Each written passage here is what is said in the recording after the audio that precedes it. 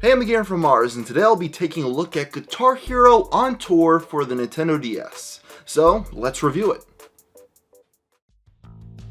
2008 was a very interesting time in the video game industry, but there are only two key facts that you need to know about the previous decade for this video.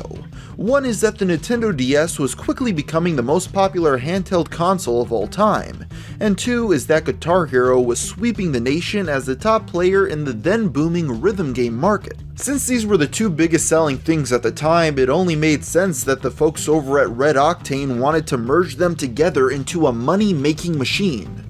But since Guitar Hero required a, guitar, how would it work for a handheld system? The simplest answer would be to just use the DS's touchscreen to mimic a real musical instrument. But the developer thought that would defeat the purpose and no real fans of the series would buy it. Which is when they came up with one of the most unique ideas of all time in my opinion, a guitar controller attachment. And this is how Guitar Hero on Tour came to fruition. How it works is you'd plug in the accessory into the Game Boy Advance slot at the bottom of the DS, the game at the top, then flip the system sideways to play. It even comes with a guitar pick stylus, which I thought was a really nice touch. As you could see on the left screen, the colors will descend down in traditional Guitar Hero fashion, and on the right you have the strings that you strum with the stylus while holding down the correct buttons on the attachment. Although fans of the series will notice that because of the lack of space, there's only 4 buttons instead of the traditional 5. Sorry, Orange fans. This is actually a brilliant system that truly mimics the Rhythm franchise's base gameplay on the go.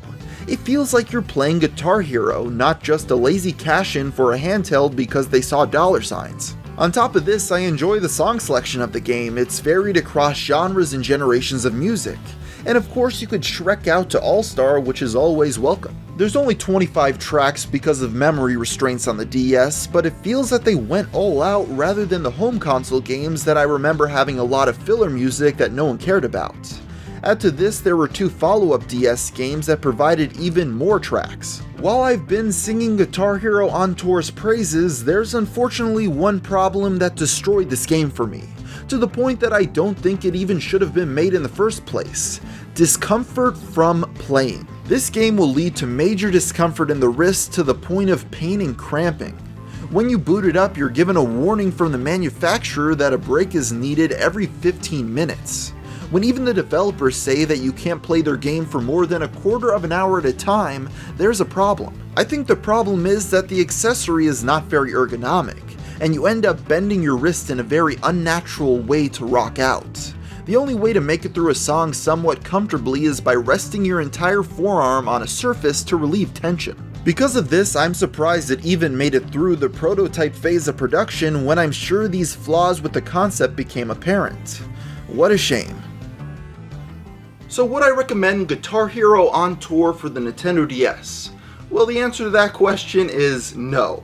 Just trying to make it through one song without your wrist cramping up on you is next to impossible. I literally had to have the controller resting on my lap in the perfect condition just to play it for 15 minutes. What I will say is I do appreciate the creativity of this device. They could have went the simple route and just had a few touchscreen mini games where music notes came down and you touched them on the screen, but they actually went the extra mile and created this giant plastic accessory that they put in the Game Boy section of the DS. Who even came up with this? Nowadays, finding accessories like these are next to impossible in the game industry. People just don't make stuff like this anymore, which is a little sad because it was really a creative device and there were a lot of things like it 10 years ago. So those are my thoughts on Guitar Hero for the Nintendo DS. And until next time, thanks for watching.